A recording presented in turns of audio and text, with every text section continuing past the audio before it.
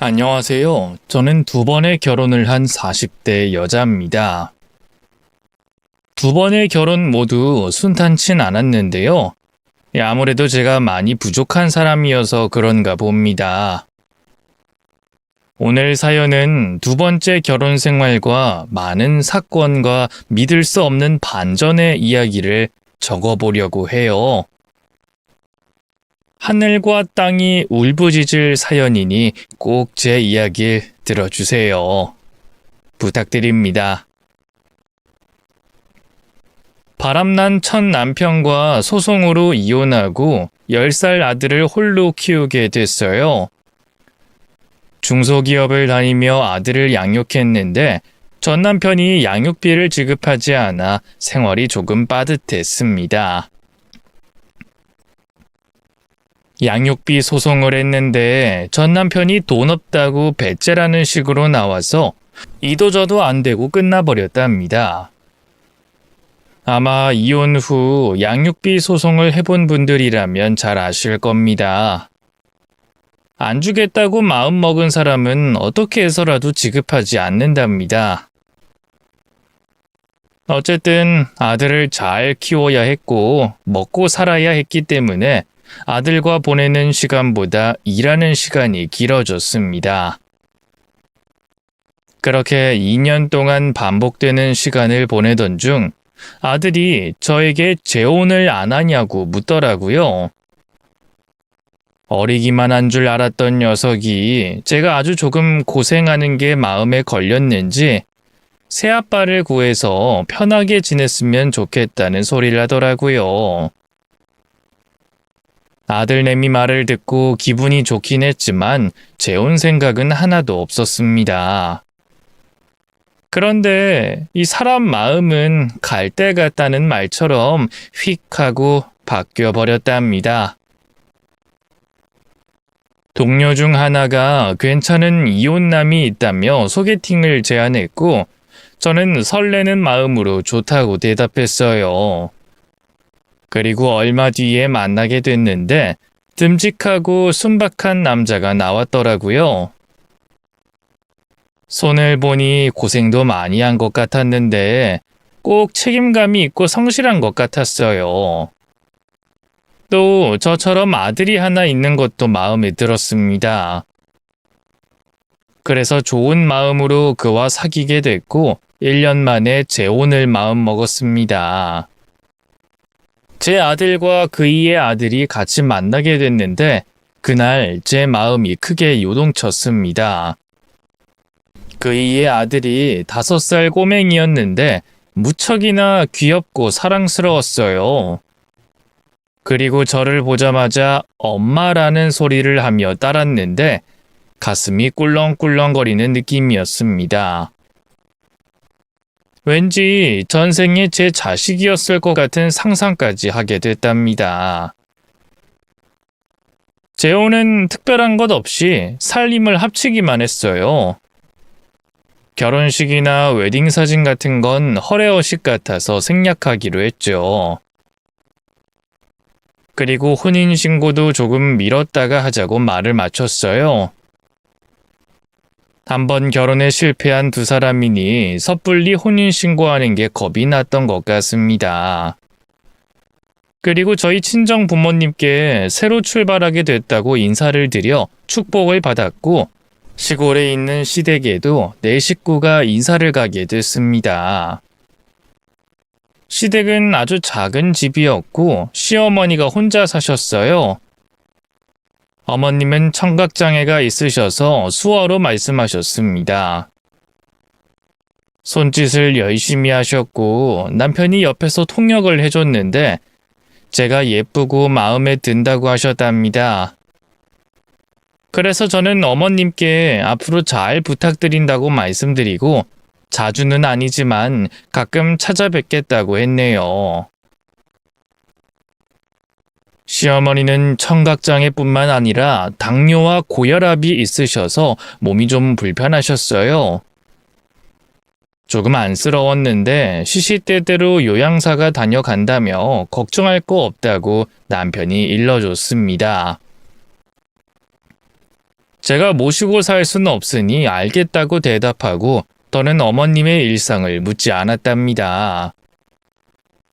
그리고 내 식구가 서울로 올라와 같이 지내게 됐는데 화물 운송 일을 하는 남편이 일주일에 3번 집으로 들어오고 나머지는 지방으로 운행을 나가서 제가 아들 둘을 돌봐야 했습니다. 5살 둘째 아들은 저에게 엄마 소리를 잘도 했지만 한편으로는 눈치를 많이 보더라고요. 길을 펴지 못하고 소극적으로 말하고 행동하는 게 느껴져서 저와 큰아들이 편하고 당당하게 만들어주려고 노력했습니다. 민우가, 여긴 민욱이 집이야. 밥 먹을 때 허락 맡고 화장실 갈 때 허락 맡을 필요 없어. 장난감을 가지고 놀 때는 그만 놀라고 할 때까지 놀아도 돼. 그리고 친구 데리고 와도 돼. 정말요?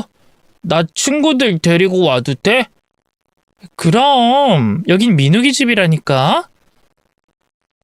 그럼 다음 주에 친구들 초대할게. 고마워, 엄마. 그동안 친구들이 집으로 초대해서 노는 걸 부러워했더라고요.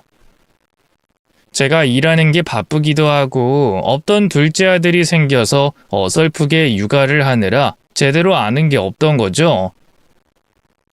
둘째와 가까워지려고 하나둘씩 노력하며 지냈습니다. 하루는 둘째 아들이 입술이 터진 채로 집을 들어와서 깜짝 놀랐습니다. 무슨 일이냐고, 누가 그랬냐고 물었더니 꿀먹은 벙어리 마냥 아무 말도 하지 않았어요. 민우가, 누가 이랬어? 빨리 말해. 엄마, 옆동에 사는 형광이랑 싸웠어. 형광이? 걔랑 왜 싸웠니? 형광이가 나랑 엄마가 가짜 가족이라고 놀렸어. 계모는 나쁜 거라면서 엄마 욕했어. 그래서 싸웠어. 뭐야, 그 녀석이 진짜 그렇게 말했어? 그래서 너는 맞고만 있었니? 아니, 형광이 지금 병원에 실려갔어. 내가 때려 눕혔거든. 그 말을 듣자 아들이 잘했다는 생각이 들었습니다. 물론 남의 자식도 귀하긴 하지만 나쁜 말을 했으니 혼나도 싸다고 느낀 거죠. 그리고 민욱이가 저를 진짜 엄마로 생각해주는 것 같아 고마웠답니다. 현광 엄마와 만나서 대화를 나눠봤는데 다행히 현광이가 먼저 잘못한 걸 알고 있어서 치료비를 달라는 말은 하지 않더라고요. 그래서 그냥 넘어갔답니다. 그날을 기점으로 제 아들 민욱이에게 좋은 가르침을 해주면 좋을 것 같아 유도체육관에 보냈어요.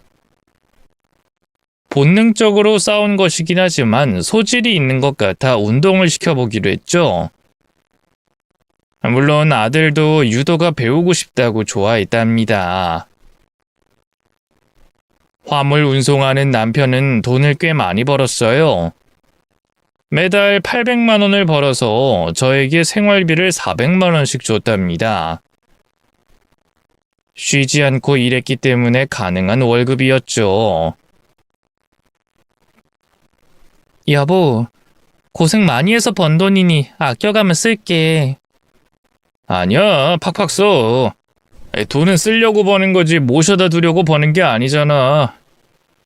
우리 두 아들한테 필요한 거 다 해주고 하고 싶은 거, 가지고 싶은 거 많이 해주자고. 내가 2배로 열심히 일해서 연봉 1억까지 벌어볼게. 당신 몸이 무슨 로봇이야? 일주일에 하루는 쉬어야지. 더군다나 운전하는 일이니까 안전에 유의해야지. 내 걱정하지 마. 휴게소나 졸음센터에서 잠잘 거 다 자면서 일하니 문제 없다고. 그리고 예전에 점을 봤는데 나는 장수할 팔자라고 했어. 아무 걱정하지 마. 그래도 아이들하고 놀 시간도 빼고 가족여행도 하게 휴가도 내고 그래 봐. 돈도 좋지만 가족 간의 화합이 더 중요하잖아. 생각해보니 그렇네. 내가 돈만 쫓는 인생을 살아서 그런지 거기까지 생각을 못했네. 알겠어, 여보. 쉬어가면서 일할게. 그리고 다음 달엔 우리 네 식구 제주도라도 다녀오자. 제주도? 어머, 너무 좋겠다. 고마워, 여보. 그렇게 남편은 일도 열심히 하면서 가정에도 관심을 많이 가지려고 노력했어요. 분기별로 가족여행을 다녀왔고 두 아들의 학교에서 큰 행사가 있으면 참여하기도 했답니다. 저희 식구는 3년 동안 무탈하고 평범하면서 많이 행복했습니다. 제가 두 번째 결혼은 진짜 잘했고 이 정도면 성공한 삶이 아닌가 하는 생각이 들 정도로 좋기만 했답니다. 그러다 친한 친구였던 영채 부부와 함께 밥을 먹게 됐어요. 제가 재혼한 걸 거의 알리지 않았는데 저에게 관심과 애정을 많이 주는 영채에게 연락해 식사 자리를 마련했습니다. 창아야, 네 새남편 너무 훈남이다. 멋있어. 너 재혼한 걸 몇 달 만에 알려주는 거냐? 너무한 거 아니야? 미안해, 영채야. 네가 유일하게 연락하는 친구라서 가족 말곤 너밖에 몰라. 으이구, 그래 영광이다 기집애야. 저와 영채가 반갑게 인사를 주고받자 남편과 영채 남편이 악수를 나눴습니다. 그이가 화물 운송 일을 한다고 했더니 영채 남편이 잘 됐다는 말을 하더군요. 화물차 기사님이셨군요. 저 공사장에서 일하는 감독관입니다. 정말요? 이야, 세상에 이런 인연이 있네요. 반갑습니다. 네, 정말 반가워요. 안 그래도 화물 운송해줄 기사님이 필요한 때인데 세훈 씨가 해주시면 어떨까요? 저야 일을 주시겠다는데 마다할 리가 있겠습니까? 고맙습니다. 저도 영채 남편의 직업을 몰랐던 터라 갑작스러운 배품에 기분이 좋았습니다. 그래서 남편은 일거리가 늘었고 버는 돈도 확실하게 많이 늘었답니다. 그렇게 여러 가지로 잘 풀리고 있었고 가족도 행복하게 잘 살고 있어 걱정거리가 없었습니다. 그런데 3년 뒤에 결혼 생활이 꼬이기 시작했습니다. 어느 날 남편이 무슨 짓을 해서 제가 크게 실망하고 낙심하게 됐습니다. 정확하게 재혼한 지 3년하고 3개월 만이었죠. 당신 이거 뭐야? 법원에서 날라왔어. 인터넷 불법 도박? 당신 도박했어? 그거 별거 아니야. 이리 줘. 이게 어떻게 별게 아닐 수가 있어. 인터넷으로 불법 도박한 게 얼마나 큰 잘못인지 몰라? 돈 욕심이 나서 한두 번 해본 거야. 우리 아들들 위해 대박 좀 쳐보려고 해본 거라고. 우리 애들이 없이 자라는 것도 아닌데 왜 그런 판단을 해? 당신한테 정말 실망했어. 아니, 남자가 살다 보면 인터넷으로 도박 몇 판 할 수도 있지. 뭐 그런 거를 뭐라고 하냐? 그리고 도박해서 땄다고. 700만 원이나 땄단 말이야. 지금 그걸 말이라고 해? 자랑이니? 이 모진 사람아, 애들이 알면 어떻게 할 거야? 그건 당신이 입 다물면 모를 거 아니야. 이런 짓 한 건 다 신상 기록에 남거든? 당신이 한 행동 때문에 우리 아들들 미래에 발목을 잡으면 어쩌려고 이런 짓을 했어? 귀 따가워. 당신 가면 갈수록 질린다. 그동안 잔소리 듣는 것도 짜증났는데 오늘은 아주 폭발을 하네. 내가 알아서 할 테니까 신경 끄고 살림이나 제대로 해. 살림? 내가 언제 살림 제대로 못한 적 있어? 나 회사 다니면서 애들 다 케어하고 집안 살림도 열심히 하고 있어. 부족함 없이 아주 잘하고 있다고. 그래, 당신 잘났다. 완벽한 마누라 두고 인터넷으로 도박한 내가 미친 자식이야. 됐냐? 당신 끝까지 잘못을 시인하지 않는구나. 또 이런 짓 벌일 거야? 누가 그렇대? 나도 반성하고 있는데 당신이 말을 재수없이 하니까 그런 거 아니야? 나 당신 아내야. 잘못된 걸 확실하게 짚고 화를 내는 건 당연한 일 아니야? 그제야 남편은 목소리를 낮추고 사과하더군요. 다시는 도박하지 않고 아들들에게 부끄러운 짓을 하지 않겠다고 약속했습니다. 그런데 그 일이 있은 지 얼마 되지 않아 더 큰 일이 터졌답니다. 일요일 오전에 누가 초인종을 울려서 나가봤더니 예쁜 중년의 여자가 있더라고요. 무슨 일로 왔냐고 물었더니 세상에 남편에게 외상값을 받으러 온 룸사롱 마담이라고 했습니다. 박 사장님 댁 맞죠? 룸사롱 운영하는 마담인데 사장님이 3개월 동안 외상값 2천만 원을 갚지 않으셔서요. 고소할까 하다가 이렇게 집으로 와서 한번 경고하면 주실 것 같아 들렸습니다. 네? 제 남편이 룸사롱을 다녔다고요? 박세훈 씨가 외상한 게 맞아요? 그럼요, 확실하죠. 제가 외상을 괜히 주겠어요? 다 신상 파악하고 외상해주는 겁니다. 그동안 박 사장님이 우리 룸사롱에 와서 아가씨들하고 얼마나 재밌게 놀았는데요. 근데 놀 땐 좋았지. 돈 주기가 싫어서 잠수를 타셨더라고요. 아내 사장님 계세요? 진짜 믿을 수 없는 일이네요. 잠깐 기다려보세요. 남편 깨워올게요. 집안엔 애들이 있으니 들어오지 마세요. 외상값만 주시면 바로 사라져 드리죠. 그게 아니면 해결사들 데리고 다시 올 겁니다. 저는 안방으로 뛰어들어가 남편의 등짝을 사정없이 갈기며 깨웠습니다. 아이, 당신 지금 뭐하는 짓이야? 이 화상아! 집 밖에 룸사롱 마담이 왔어. 당신한테 외상값 받으러 왔대. 이 더러운 인간아.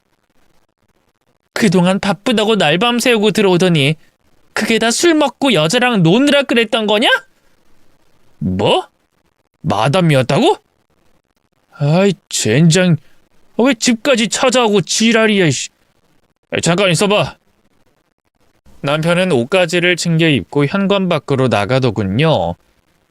저는 뒤를 따라 나가서 두 사람의 대화를 확실하게 들었습니다. 박 사장님, 술값이랑 2차 비용까지 다 해서 2천만 원 넘어요. 외상을 너무 많이 하셨어요. 아이, 그렇다고 집까지 오면 어떡해? 연락이 안 되니까 찾아왔죠. 그리고 한 번만 더 언성 높이면 해결사들 호출할 겁니다. 아이, 정마담. 왜 이러나? 내가 안 갚겠다는 것도 아니잖아. 그리고 2천만 원을 지금 당장 줄 수는 없으니 일주일만 기다려주게. 안 돼요. 오늘 받지 못하면 나도 내 방식대로 해서 외상값 받아낼 거예요. 그러니까 선택하세요. 오늘 돈을 주든지 해결사들한테 끌려가서 떡이 되도록 얻어터지고 갚을지. 아이, 정마담. 아이, 진짜 너무하네. 알았어. 주면 될 거 아니야. 같이 나가자고. 은행 가서 대출 받아줄 테니까 따라오라고. 남편은 룸사롱 마담과 사라졌고 저는 집 안으로 들어가 여러 고민에 빠졌습니다. 이런 남자와 계속 살아야 하나 열심히 고민을 해봤답니다. 답은 끊어내는 게 맞겠다 싶어서 더 참지 말고 정리하기로 했어요. 대출을 받아 외상값을 갚고 집으로 돌아온 남편에게 조용히 말을 건넸습니다. 당신한테 아무것도 묻지도 따지지 않을게. 우리 혼인신고도 안 했으니까 이쯤에서 갈라서자. 여긴 내 집이니까 당신은 몸만 나가면 돼. 뭐? 갈라서자고? 여보, 이러지 마. 남자가 사회생활 하다 보면 룸사롱도 가고 그러는 거야. 세상에 안 그런 남자는 없다고. 웃기지 마. 착실하게 사는 가장들까지 싸잡아서 그따위 소리를 해? 됐어. 당신 변명 듣고 싶지도 않고 말 섞고 싶지도 않아. 난 이혼하기로 마음 먹었으니까 나가. 당신 내 아들 민욱이는 어떻게 하려고? 민욱이가 당신을 진짜 엄마로 생각하고 있는 거 몰라? 지금 아들 팔아서 이혼 막아보겠다는 거야? 이 한심한 인간아? 아니, 당신이 지금 너무 감정적이어서 이성을 차리라고 하는 말이야. 당신 아들 성현이랑 내 아들 민욱이 이젠 친형제나 다름없다고. 근데 우리가 갈라서면 아이들도 갈라서게 되는 건데 괜찮겠어? 진짜 끝내고 싶은 거야? 아이, 나쁜 자식아. 나가. 꼴 보기 싫으니까 당장 나가라고! 저는 남편을 내보내고 한참 동안 고민해봤습니다. 남편과 갈라서야 하는 건 아주 당연한 생각이었는데 둘째 아들 민욱인 아니었어요. 이혼하게 되면 이제 헤어지게 되는 것인데 3년간 키우면서 너무나도 많은 사랑을 주고받아서 쉽게 헤어질 수 없다는 걸 알고 있었죠. 한참 동안 고민을 하다가 결국 남편에게 마지막 기회를 주기로 결론을 내렸습니다. 당신, 한 번만 더 실망시키면 그땐 진짜 아웃이야. 민욱이가 당신 살린 거야. 알겠어? 고마워. 나 앞으로 절대 술집도 안 다니고 도박도 안 할게. 애처가로 변할 테니까 두고 보라고. 나 큰 거 바라는 거 없어. 당신이 예전보다 돈을 덜 벌어다 줘도 괜찮으니까 제발 허튼 짓만 하지 마. 그리고 당분간 각방 쓰자. 룸사롱 여자들이랑 2차 나간 당신이랑은 도저히 한방 쓰지 못하겠어. 알겠어. 언제가 됐든 기다릴게. 여보, 용서해줘서 진짜로 고마워. 결국 그렇게 남편을 다시 받아줬고 각방 생활을 하며 결혼을 유지했습니다. 두 아들은 저희 부부가 각방 쓰는 걸 보고 왜 그러냐고 자주 물었는데 그냥 남편 코골이가 심해서 각자 자는 거라고 둘러댔습니다. 그렇게 몇 달 동안 별일 없이 지내고 있었는데 남편이 조금 어두워 보였습니다. 저와 각방을 써서 그런 건지 화물 운송 일이 힘들어서 그런 건진 모르겠지만 얼굴에 그늘이 가득하더라고요. 왜 이렇게 어두워? 당신 어디 아파? 걱정거리라도 있는 거야? 아니, 그냥 요즘 마음이 좀 싱숭생숭하네. 내가 왜 사나 하는 생각이 자주 들어. 뭐? 그게 얼마 전까지 룸사롱에서 놀던 남자가 할 소린가? 여보, 이제 그만 좀 해. 내가 잘못했다고 했잖아. 나 요즘 많이 우울해. 사는 게 무슨 이유인가라는 생각에 잡혀서 헛생각을 자주 해. 그래. 다른 건 몰라도 당신이 일만 하고 살았으니 그럴 수도 있지.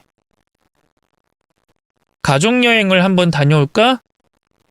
우리 둘이 다시 가까워질 기회도 가지고 아이들과 재밌는 추억도 만들 겸. 아니, 그냥 나 혼자 여행 다녀오면 안 될까? 혼자 바람도 쐬고 생각도 정리하고 싶어. 당신이 사춘기 소년도 아닌데 그렇게까지 해야 해? 혼자 바람 쐬러 가는 게 아니라 바람 피우러 가는 거 아니야? 에이, 여보. 나 반성하고 정신 차렸다니까. 그냥 모든 게 복잡해서 혼자 머리 좀 식히러 낚시나 다녀올까 해. 며칠 쉬고 오면 안 될까? 그렇게 가고 싶으면 가야지. 다녀와. 다만 또 나를 실망시키는 일을 저지르면 진짜 끝이야.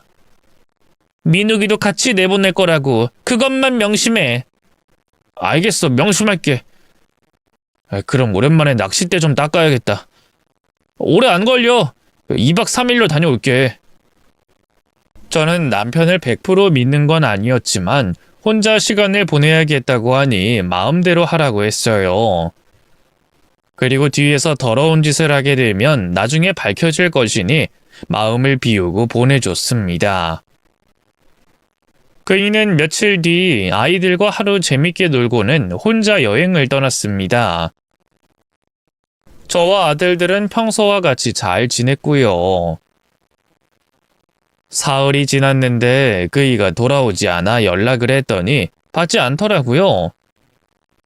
아직 더 쉬다 오고 싶어 하나 해서 그냥 내버려뒀습니다. 그런데 일주일이 지나도 집에 돌아오지 않았답니다. 연락을 해도 받지 않으니 뭔가 이상해서 실종신고를 하려고 했어요. 경찰서에 가면 위치 추적을 해서 어디 있는지 알 수 있으니 빨리 찾아보기로 했죠. 그런데 그 전에 모르는 번호로 연락이 왔답니다. 여보세요? 박세훈 집사람인가요? 네, 제가 그 사람 아닙니다. 누구시죠? 아유, 내가 맞게 전화했네. 나는 세훈이 엄마의 사촌 되는 사람이에요. 어머님 사촌분이라고요? 어머님한테 무슨 일이라도 있나요? 아니, 내 사촌 말고 사촌 조카 박세훈한테 큰일이 있었어요. 낚시터에 갔다가 물에 빠져서 실종됐어요. 내 사촌은, 그러니까 색시의 시어머니는 쇼크로 병원에 입원했고요. 네? 제 남편이 실종됐다고요? 아유, 맞아요. 우리가 정신이 없어서 색시한테 전화를 이제야 줬네요. 사실 세훈이가 세장가 간 것도 오늘에서야 알았습니다. 지금 해양경찰이 수색하고 있는데 세훈이는 아직 못 찾았습니다. 이게 다 사실이에요? 안 되겠어요. 제가 당장 내려갈게요. 낚시터가 어디에 있는 거죠? 색시 시댁이랑 가까운 곳이니까 찾기 쉬울 거요. 주소 찍어줄 테니까 어여 오세요. 저는 아무것도 신경 쓰지 못하고 집에서 나와 버렸습니다. 뒤늦게 친정 부모님한테 아들들이 학교에서 돌아오면 봐달라고 연락을 했답니다. 낚시터에 갔더니 아무도 보이지 않더라고요. 그래서 시어머니가 입원한 병원에 찾아가 친척들과 어머님을 만나게 됐고 아무리 찾아도 남편을 발견하지 못해 수색을 중지하게 됐다며 안타깝지만 포기하라고 하더군요. 그때 두 다리에 힘이 풀려 주저앉게 됐고 남편을 다시 볼 수 없을지도 모른다는 사실에 가슴이 찢어질 것 같았습니다. 시어머니는 수어로 미안하다고만 말씀하셨고 친척들은 마음 정리하는 게 좋을 것 같다고 했어요. 어떻게 해야 할지 몰라 울음만 터뜨렸고 빨리 남편이 나타나기만을 기다렸습니다. 하지만 며칠 뒤 현실을 직시하게 됐고 남편이 돌아오지 않을 거라는 걸 받아들였답니다. 그리고 서울로 올라가기 전에 친척들이 둘째 아들 민욱이에 대해 묻더군요. 계속 제가 키울지 시골로 보낼지 물었답니다. 세훈이 각시, 민욱이는 어떻게 하실 생각인가? 지금 상황을 보니 세훈이 모친이 키울 상황은 못 되는 것 같은데. 그렇다고 우리가 돌볼 수도 없지. 아무래도 보육원에 보내야 되지 않을까? 네? 민욱이를 보육원에요? 저는 친척들을 돌아보며 빠르게 생각했습니다. 여기서 민욱이를 키워줄 사람은 아무도 없다는 걸 알았고 보육원에 보낼 수도 없다는 걸 확실하게 결론을 내렸죠. 그래서 제가 계속 키우겠다고 대답했습니다. 민욱이 제 아들입니다. 가슴으로 낳은 제 아들입니다. 엄마인 제가 계속 키우는 게 당연한 일이죠. 이야, 요즘 보기 드문 처자네. 피 한 방울 섞이지 않은 애를 키우겠다니 대단해. 저는 칭찬받자고 내린 결정이 아니기 때문에 그들의 말을 귀담아 듣진 않았습니다. 서울로 올라와서 똑같이 지냈습니다. 아들들에게 남편의 상황을 조심스럽게 이야기하자 둘째 아들이 크게 울음을 터뜨렸습니다. 엄마, 그럼 나 이제 엄마랑 못 사는 거야? 나 쫓겨나는 거야? 뭐? 민우가 그게 무슨 말이야? 여기가 네 집이고 내가 네 엄마야. 그리고 상현이 네 형이고. 달라지는 건 없어. 정말? 그럼 나 나가지 않아도 되는 거야? 우린 달라지는 거 없어, 민우가. 둘째 아들은 남편의 실종보다 저와 큰아들과 헤어질까봐 무서워서 울었습니다. 그렇게 두 번째 남편과도 원치 않는 이별을 하고 새 식구가 되어 살기 시작했는데 아무래도 혼자 두 아들을 키우는 게 쉽지만은 않더라고요. 애들이 한 살 한 살 먹을수록 들어가는 돈이 장난 아니게 많았습니다. 그래도 저는 두 아들을 똑같이 가르치고 똑같이 입히고 먹이며 키웠습니다. 7년의 시간이 지나는 동안 많은 것이 변했어요. 중소기업을 다니던 저는 조금 더 많은 돈을 벌려고 지하상가에 작은 잡화점을 마련해서 장사를 하고 있었고, 두 아들은 고등학생, 중학생이 됐습니다. 큰아들은 수능 준비하느라 공부에 여념이 없었고, 중3 둘째 아들은 초등학교 4학년 때 시작한 유도를 좋아해서 선수로 활약하고 있었습니다. 지역대회에서 메달을 따낼 정도로 실력 있는 아이였죠. 우리 조그만한 꼬맹이가 언제 이렇게 컸대? 엄마, 아까 시험 끝나고 엄마랑 걸어가는 걸 선생님이 보더니 엄마가 여자친구냐고 하더라? 뭐? 모자지간을 연인으로 오해를 했다고? 그럴만하지. 엄마가 예쁘고 동안이잖아. 그리고 내가 키가 크고 덩치가 산만하니까 노안으로 보이니까. 어쨌든 오늘 엄마가 시합장에 와서 큰 힘이 됐어. 그랬다면 다행이네. 네가 이렇게 잘 큰 걸 네 아빠가 봤어야 했는데. 저는 남편이 실종되고 1년 뒤에 작은 아들을 제 호적에 올렸답니다. 건강보험이나 학교 생활 등 많은 것들이 걸려 있어서 남편이 실종된 걸 증명하는 서류를 제출해 민욱이를 제 호적에 올려 같은 성씨가 되어 그때부터는 마음뿐만 아니라 서류로도 모자지간이 되었었죠.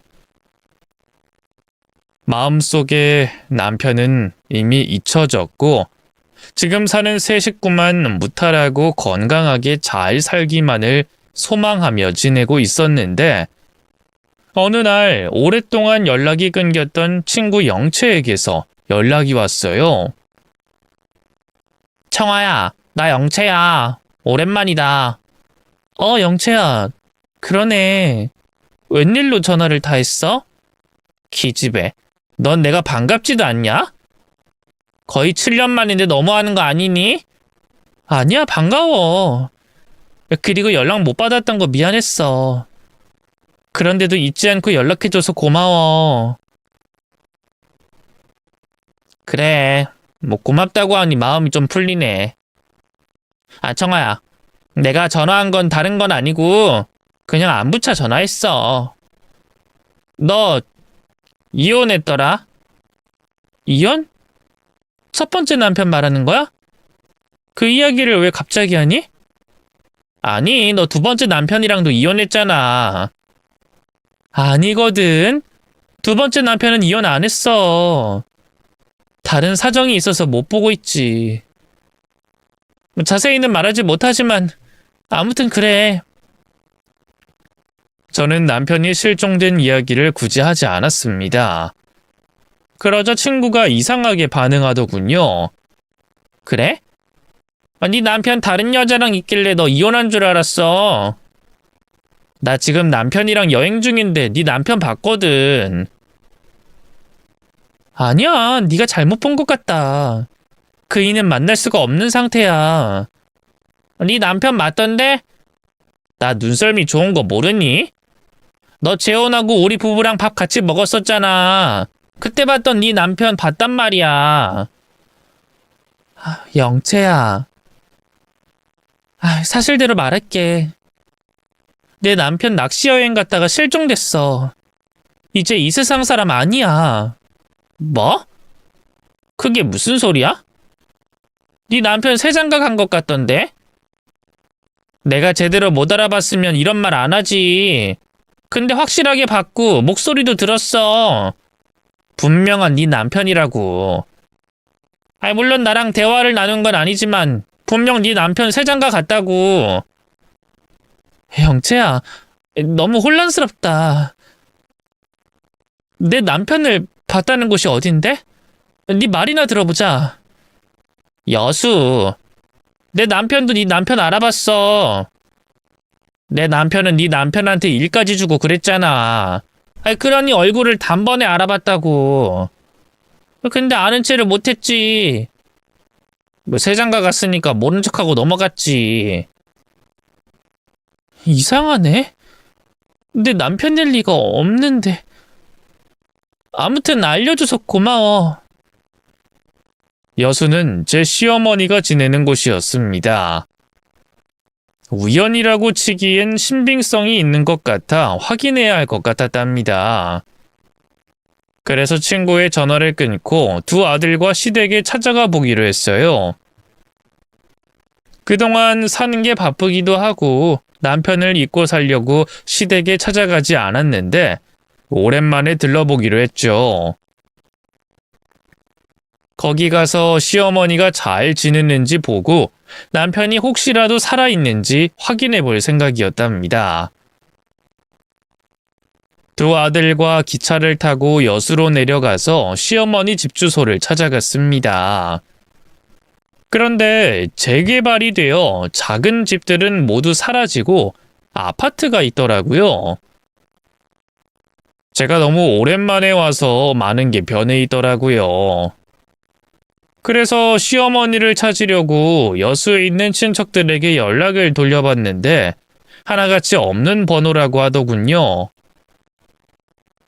답답해하며 혹시나 하는 마음에 재개발이 되지 않은 구역의 작은 집들을 돌며 어른들에게 물어봤습니다. 제 시어머니 성함을 대며 어디로 가셨는지요. 그렇게 시어머니와 친했다는 어른이 알려주는 주소를 받아 적었어요. 거기서 택시로 20분 정도 되는 번화가에 있는 집이더라고요. 두 아들과 그 주소 앞으로 찾아갔는데 조금 놀랐어요. 형편이 어렵던 시어머니의 집이 엄청 큰 주택집이었답니다. 동네 어른이 주소를 잘못 알려준 것 같은 느낌이 들긴 했지만 일단 초인종을 울려봤어요. 그런데 아차 싶었어요.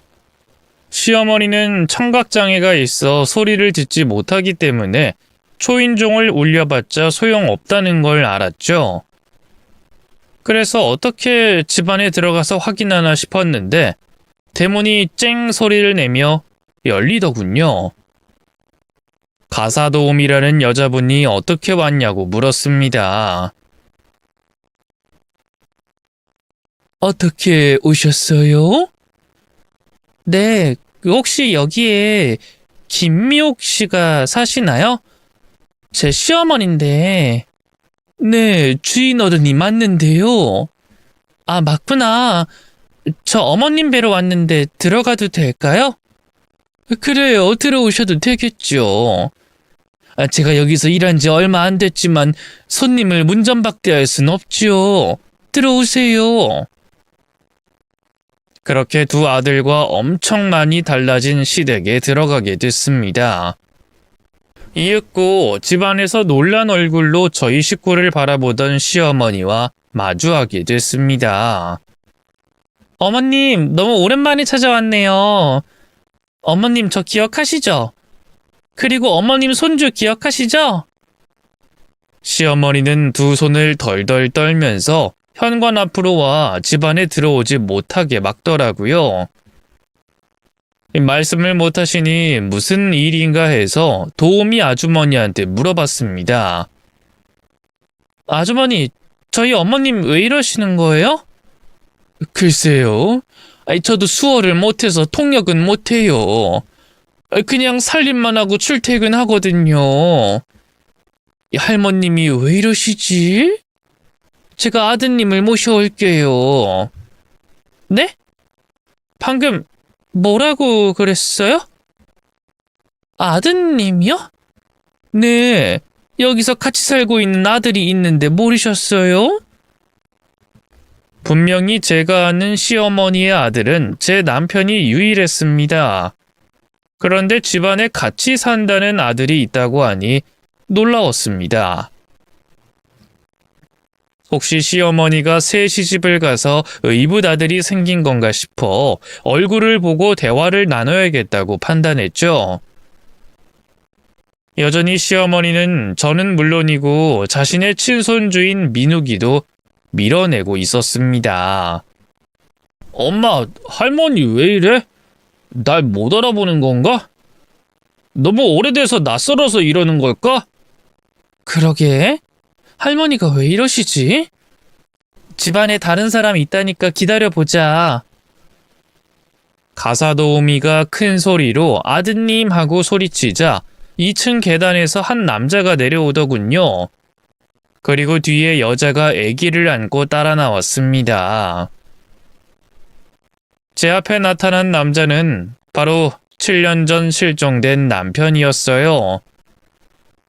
너무 놀란 나머지 두 다리에 힘이 풀려 주저앉고 말았습니다. 시어머니는 주먹으로 자기 가슴을 쿵쿵 치면서 뒤로 물러났습니다. 제 남편은 못 볼 걸 본 사람처럼 저와 두 아들을 보고 경악했습니다. 당신이 여길 어떻게... 민욱이니? 당신 뭐야? 7년 전에 실종된 사람이 왜 여기 있어? 어머님이랑 같이 멀쩡하게 살고 있던 거야? 그리고 저 여자와 애기는 또 뭐고? 아이, 미치겠네. 여긴 어떻게 하는 거야? 당신이 여길 찾을 방법이 없는데 어떻게 알고 온 거야? 지금 그게 중요해? 나한테 우리 아들들을 두고 사라졌던 사람이 멀쩡하게 살아있는 게 말이 돼? 도대체 무슨 일이 있던 거야? 당신 설마 우릴 속인 거야? 아니야, 속인 게 아니라... 내가 물속에서 실종됐다가 기적처럼 살아나왔어. 그리고... 헛소리하지 말고 솔직하게 말해. 자수해서 광명 찾으란 말이야. 누가 봐도 남편이 저한테 사기치고 새살림을 차린 게 분명해 보였죠. 저는 여태껏 이런 사실을 모르고 살았다는 게 한심하고 부끄러웠습니다. 당시 시어머니가 쇼크로 쓰러졌고 친척 어른들이 입을 모아 남편이 물속에서 실종됐다는 걸 고지고대로 믿어버렸죠. 제가 진실을 말하라고 하자 그이는 돌연 저희를 내쫓으려고 했습니다. 다들 나가! 내가 말하고 싶지 않으니까 그냥 나가라고! 당신이랑 나랑 법적으로 아무 사이도 아니잖아. 그리고 민욱이도 당신 호적에 올렸잖아. 그걸 지금 말이라고 해? 이 나쁜 인간아! 도대체 무슨 짓을 벌인 거야? 다 말할 의무 없어! 경찰에 신고하기 전에 내 집에서 꺼져! 남편이 저희를 내쫓으려고 하자 둘째 아들 민욱이가 욱하며 남편의 허리와 멱살을 잡고 유도 기술로 업어치더군요. 대리석 바닥에 나가 떨어진 남편은 얼굴이 새빨개져서 풍선 바람 빠지는 소리를 내더군요. 이 새끼 뭐야? 애비를 업어치기? 너 이게 뭐하는 짓이야? 당신이야말로 뭐하는 짓이야? 엄마랑 우리한테 속인 거 다 털어놔! 다 말해보란 말이야! 그랬더니 남편이 바닥에 누운 채로 대답을 하더군요. 그래, 말해주지. 어차피 걸린 마당에 못할 말이 뭐가 있겠어? 나 낚시터에 가서 실종 사고를 꾸몄어. 당신이랑 애들 버리고 실종된 사람으로 남으려고. 저는 어이가 없어 물었습니다. 뭐? 위장했다고? 이유가 뭔데? 내가 싫으면 그냥 이혼하면 되지 왜 민욱이까지 속였냐고? 그거야 지금 마누라가 내 애를 키우기 싫다니까 그런 거지. 그러니까 처자식을 버리고 젊은 마누라랑 살려고 연극을 했다는 거야? 시어머니가 쇼크로 쓰러진 것도 친척 어른들까지 단합해서 나 하나를 속인 거라고? 에이씨. 이렇게 된 거 말 못할 게 뭐가 있겠어? 그래, 맞아. 나 당신이랑 살다가 찢어지고 싶을 때가 한두 번이 아니었어. 남자가 도박 좀 하고 룸사롱에 갔다고 지랄지랄 하는 거 보고 오만정이 떨어졌다고. 그러던 와중에 로또가 당첨됐어. 1등. 40억 1등을 했다고. 그러니 눈이 절로 뒤집히더라. 그래서 결심했지. 당신이랑 헤어지고 젊고 예쁜 새 애인하고 살아야겠다고. 진실을 알게 되자 정말 기막혀서 말이 나오지 않았습니다.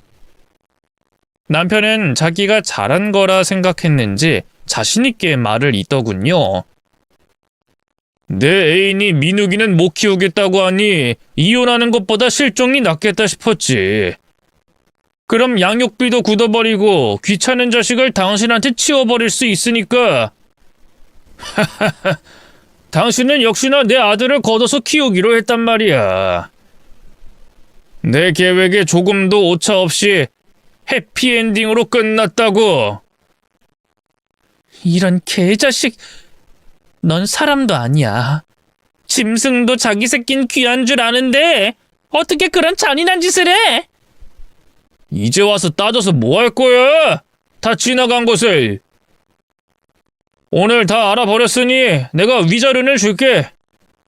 그동안 사업해서 돈도 많이 벌었으니 달라는 대로 줄 테니까 돈 받고 꺼져버려.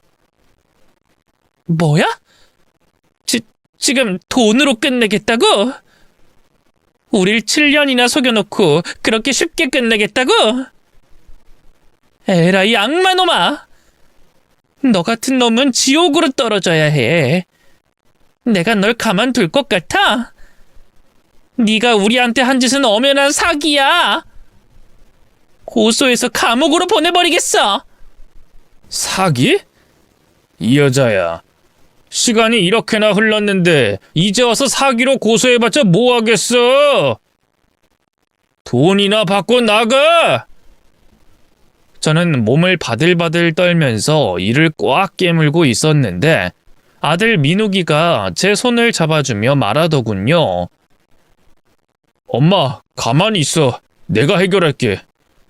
엄마의 화를 내가 대신 풀어줄게.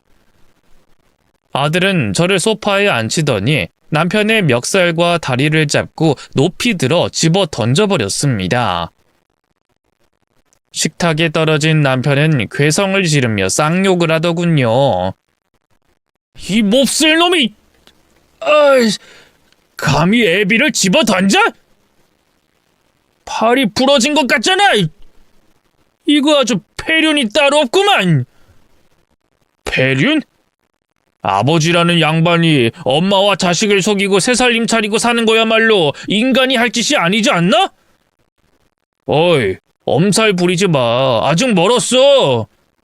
네 놈은 오늘 온몸에 뼈가 부러지도록 얻어 터질 줄 알아! 아들은 남편을 잡고 집어 던지며 그동안 배웠던 유도 기술을 모두 써먹었습니다. 오늘날 이렇게 유도 기술을 써먹을 거라고는 상상도 못했는데 어쨌든 가르치길 잘했다는 생각이 들었답니다. 남편은 흠씬 얻어터지고 시름시름 앓으며 기절했고 상간녀는 아기를 안은 채 질질 짜고 있더군요. 그년을 혼내주려고 했지만 아기가 있어 참았고 시어머니 역시 나이도 많고 장애까지 있는 사람이니 내버려뒀습니다. 제가 경찰서에 신고하러 가겠다고 두 아들을 데리고 나가려고 하는데 남편이 정신을 번뜩 차리더니 바닥을 기어와 제 발을 잡더군요. 여보, 스톱. 경찰에 신고하지 마. 내가 합의금 줄게. 7년 동안 고생한 거 다 보답할게. 내 아들 키워준 값이랑 앞으로 들어갈 양육비 모두 지원할 테니까 경찰에는 알리지 마. 돈이 그렇게 많아?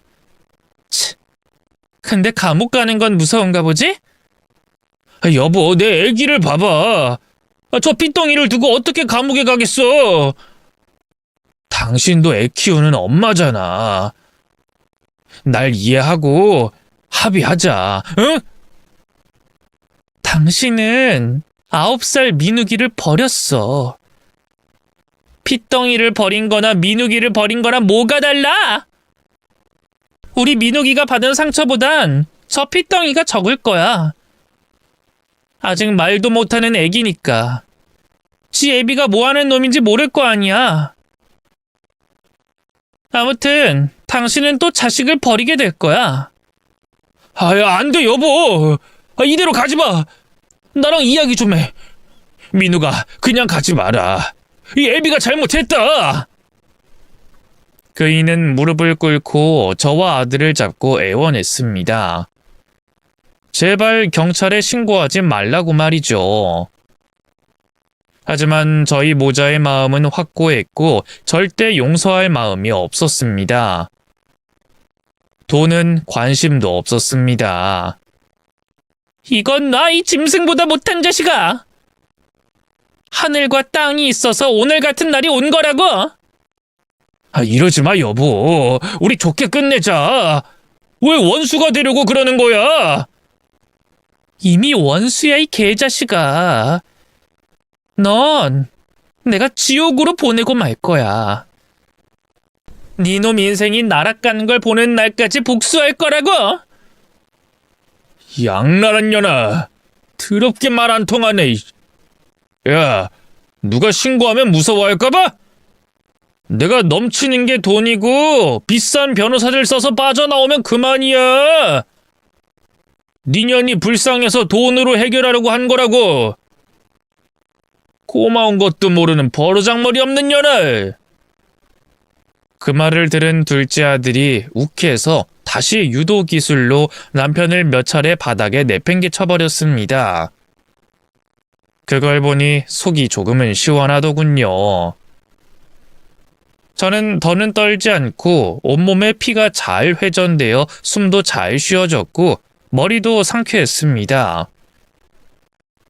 그렇게 민욱이가 남편을 반송장으로 만들어 놓고 밖으로 나오자 시어머니가 따라 나와서 웅웅 소리를 내면서 빌더군요. 어머님, 이러지 마세요. 하나도 불쌍하지 않거든요? 나를 버리려고 한 것이면 이해하겠지만 당신 손주를 버리려고 아들 잃은 엄마 흉내를 내려고 병원에 입원까지 해요? 이 미친 할망구야. 당신도 똑같은 악마야. 하늘이 절대 가만두지 않을 테니까 매일 겁에 질려서 살아봐. 시어머니는 제 입모양을 보고 무슨 뜻인지 알고 눈물을 흘리더군요. 하지만 그 눈물이 진심인지 악어의 눈물인지 구분되지 않더라고요. 아들은 쇼하는 것이니 무시하고 경찰서에 가자고 제 손을 끌었습니다. 그래서 경찰서에 가서 제가 7년 동안 당한 일을 모두 털어놨습니다. 로또 당첨 후에 실종으로 사기를 치고 민욱이를 저에게 버리고 젊은 년이랑 살림을 차려 살아왔다는 것 모두 밝혔죠.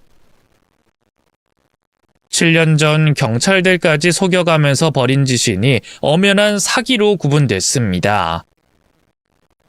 그래서 검찰이 송치를 해서 남편을 구속 수사하게 됐고 재판날에 다시 지방으로 내려왔습니다. 그이는 징역을 선고받아 교도소로 이감됐습니다. 그러자 남편은 변호사를 통해 저에게 합의를 하자고 하더군요. 제가 합의해주면 형량이 줄어든다면서 달라는 대로 돈을 준다고 했죠. 하지만 저는 그놈의 더러운 돈을 한 푼도 받지 않겠다고 거부했습니다. 그리고 남편의 마지막을 보려고 면회를 찾아갔답니다. 당신 얼굴 좋아졌네. 콩밥이 입에 맞나 봐? 기름이 줄줄 흐르네. 당신은 이게 좋아 보여? 나 지금 찬바닥에서 잠자서 입이 돌아갈 것 같다고! 여보, 내 변호사가 합의금 제시했잖아. 그거 받고 합의 좀 해줘. 웃기고 있네. 내가 당신 돈을 받을 일은 절대 없어. 거기서 평생 썩지 않는 것만으로도 감사한 줄 알아. 이 사기꾼 자식아. 처자식을 버린 이유가 다른 여자와 살림 차리는 거였지? 그 대가를 이제야 받게 된 거니까 벌 받고 사람 새끼가 되도록 해. 이 망할려나! 날 놀려먹으려고 찾아온 거냐? 야, 가지 마. 그냥 가지 말라고! 교도소에서 썩다가 확 되져버려. 이 짐승보다 못한 놈아. 내가 널 끝까지 저주할 거야. 저는 마지막으로 남편에게 쌍욕을 퍼붓고 교도소에서 나왔습니다. 다시 일상으로 돌아와 두 아들과 아무 일도 없는 것처럼 지내려고 했습니다. 큰아들은 수능을 치르고 대학 갈 준비를 하는 중이었고 둘째 아들은 여전히 유도 훈련을 하며 지냈어요. 그렇게 1년의 세월이 흘렀는데 교도소에서 연락이 왔습니다. 남편이 교도소 안에서 심장 발작을 하며 사망했다는 겁니다. 놀라긴 했지만 전혀 슬프지도 않았고 불쌍하지도 않았답니다. 하늘이 천벌을 내린 것이 확실해 보였으니 속이 후련하기만 했네요. 그런데 뜻밖의 일이 생겼어요.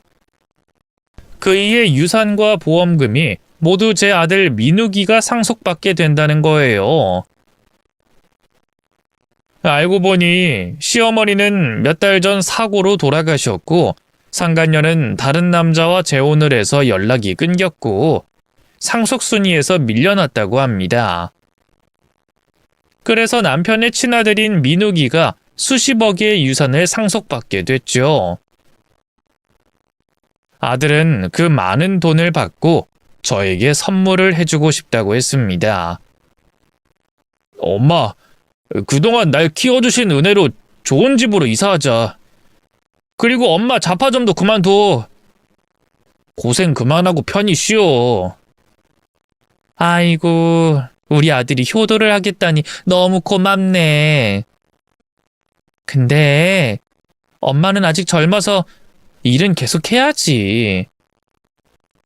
우리 셋이 함께 살 집을 마련해 준다는 건 마다하지 않을게. 그래? 알겠어. 내가 살아가면서 내 친부가 했던 못된 짓 하나하나 갚아갈게, 엄마. 민욱이 너는 어쩜 네 아빠랑 이렇게 다르니? 그야 엄마가 날 키웠으니까 그렇지. 아빠 밑에서 자랐으면 나도 아빠랑 다르지 않은 사람이 됐을 거야. 나 잘 키워줘서 고마워, 엄마. 형이랑 똑같이 대해준 것도 감사하고. 잘 먹고 잘 크게 해줘서 고마워.